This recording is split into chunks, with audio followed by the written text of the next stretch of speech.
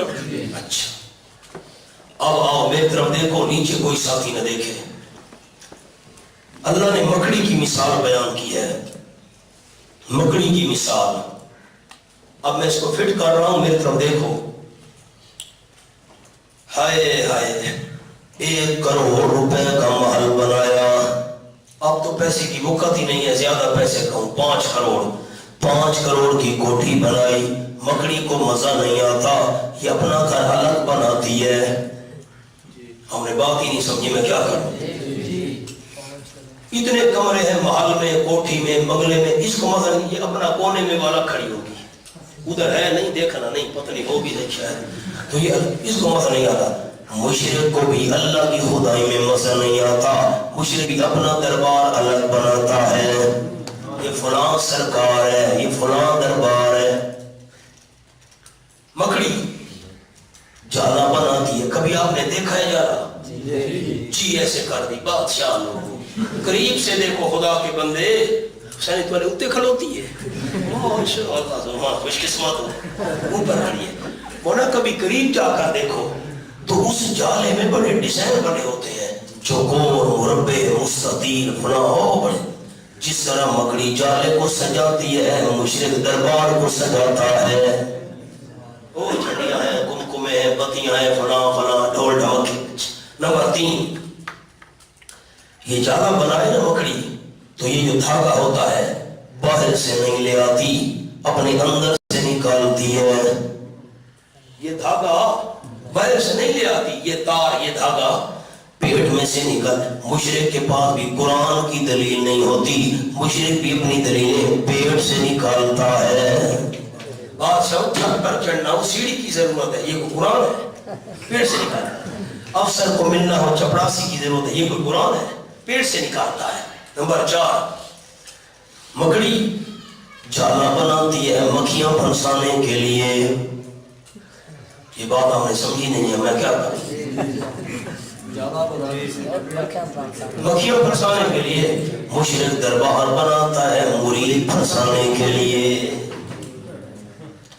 میں بیان کر رہا تھا مانسیرا شہر میں، تو ہمارے بہت بڑے محترم اور معزز عالم ہیں، استاذ العلماء شیخ التفسیر والحدیث حضرت مولانا سعید الرحمان صاحب خطیب صاحب گوگی والے سیدھا مجدو، بڑے مجھ پر شفیق ہیں، بڑا پیار کرتے ہیں. ان کی صدارت تھی. مجھے رکھا آیا کہ تم یہ عنکبوت والی مثال تقریر میں سناؤ. تو بیان تو پتہ نہیں جو ہو رہا تھا تو مجھے یاد نہیں، روز بیانات ہوتے ہیں.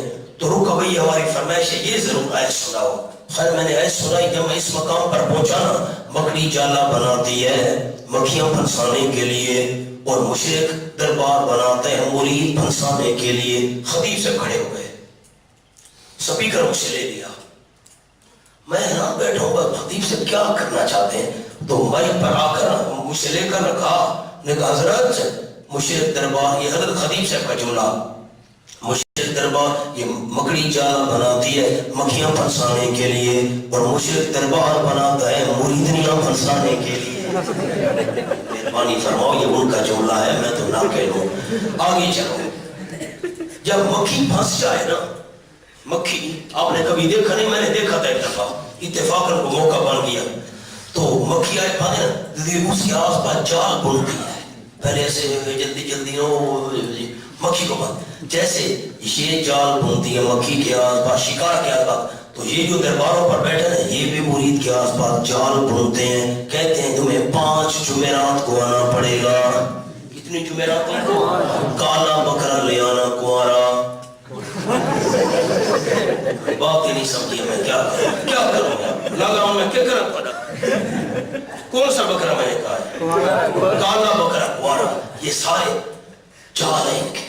اچھا مکھی پھنس جائے نا تو اب مکڑی اس کو کھاتی نہیں، اس کے منہ پر منہ رکھ کر نا، مکھی تو پھنس گئی بیچاری، منہ پر منہ رکھ کر اس کے اوپر تو اسے خون چوس لیتی ہے، سانس چوس لیتی ہے. یہ بھی مریدوں کے جسم کو نہیں کھاتے، اندر سے ایمان چوس لیتے ہیں. اگلا جملہ، مکھی کے وہ جو مکڑی ہوتی ہے اس کے پیٹ میں زہریلا مادہ ہوتا ہے. مشرک کے اندر بھی زہریلا مادہ کفر اور شرک والا ہوتا ہے. آگے سارے ہوا دامن کا جھٹکا لگاؤ، جھاڑو پھیرو، جس طرح مکڑی کو جالا نہیں بچا سکتا، مشرک کو غیر اللہ کا سہارا بھی نہیں بچا سکتا۔ یہ مثال ہے جو میں نے فٹ کی ہے۔ انشاءاللہ میں حاشیہ لکھوں گا آج رات کو برق پر، تو کل آپ کو دے دوں گا، سارے ساتھی پھر نوٹ کر لینا۔